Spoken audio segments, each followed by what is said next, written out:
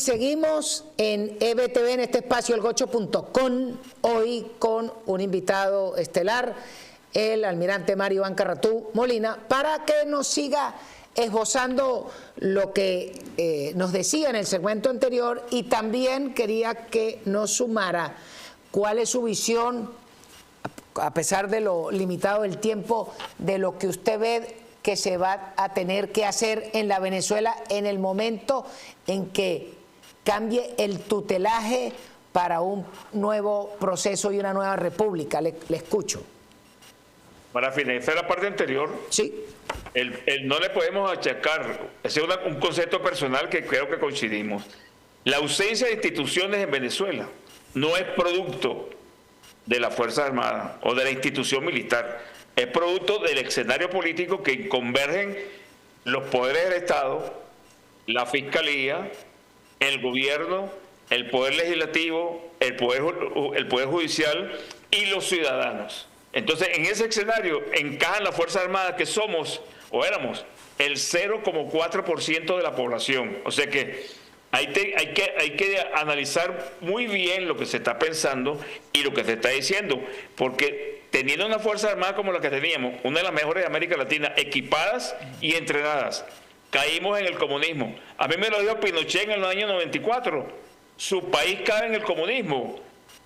Y yo se lo dije al presidente Pérez, y lo dije en el Congreso de la República, y se lo dije al presidente Caldera en su despacho, y se lo dije a Ramón J. Velázquez cuando reemplazó a Pérez. Entonces resulta que caímos en este bache histórico gravísimo, pero es que no es culpa de los militares solamente. Aquí hay mucha responsabilidad y tenemos que todos trabajar juntos para recuperar y surcir la coleta que tiene muchos huecos, no solamente un solo hueco, orificio. Claro, pero volviendo al punto militar y en la visión de futuro, mi tesis es que afortunadamente o desgraciadamente, los visionarios encargados de ilustrar al cuerpo político de parte de los militares no plantearon la nueva misión con una visión distinta, porque seguíamos viendo el hecho militar como se lo dibujó Gómez en su cabeza,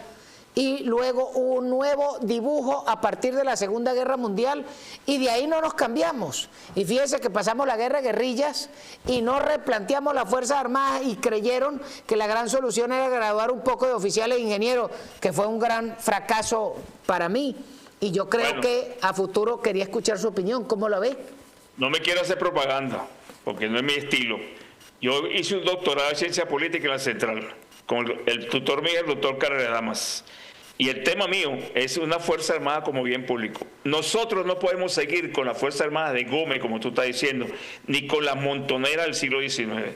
Nosotros tenemos que cambiar la estructura militar, pero es una institución que depende del Estado.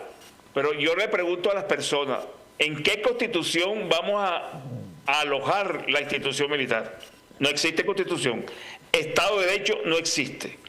No existe separación de poderes. No existe democracia. No existe Estado, porque está tutelado por el gobierno norteamericano. No hay instituciones para la defensa, policiales, que hay que reconstruirlas también y reconvertirlas. Todo eso que pasó en Venezuela en estos 25 años, 30 años, destruyó. Entonces tenemos, mejor dicho, que reconvertir y deconstruir lo que hizo este gobierno, porque destruyó todo, pero entre ellos las fuerzas de seguridad. En Venezuela, para que ustedes los oyentes se den cuenta, nunca hubo política de seguridad de Estado, nunca hubo política militar, nunca hubo política de defensa, solamente la ley orgánica de la Fuerza Armada, y el presidente de turno, con sus políticos militarísticos o militarólogos, decidían el tránsito y el accionar de los militares. Entonces, una institución tan delicada, dependiendo del presidente de la República, que no tenga, es como si tuviéramos una lámpara y la queremos colocar en un techo, pero es que no hay techo.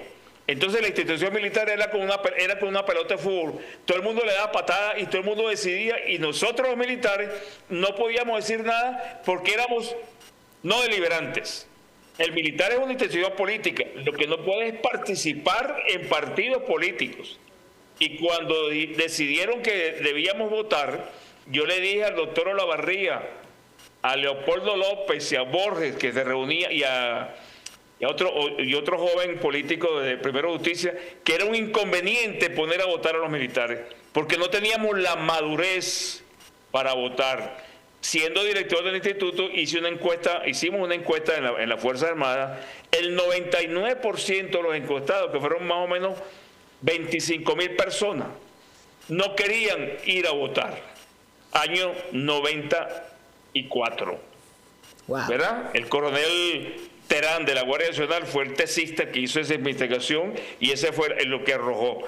Después el capricho, la mentira, la conspiración, el golpe militar, el cuartelazo, el sobreseimiento, las elecciones, al final, todas las aguas negras de los errores políticos que cometimos desde mucho antes están cayendo en el envase, en el todo de la Fuerza Armada. Y eso es un gran error, porque hay que analizar realmente cualquier decisión, porque puede ser contraproducente. ¿Quién saca o quién controla 2.200 kilómetros de longitud?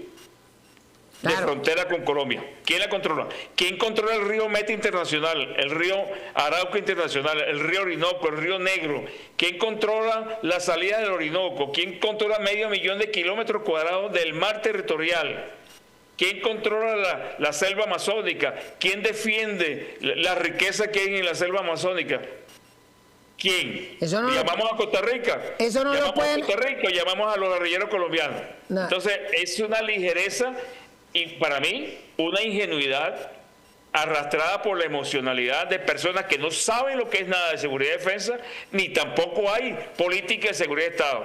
Es un error garrafal lo que están diciendo y no saben al barranco que vamos a caer.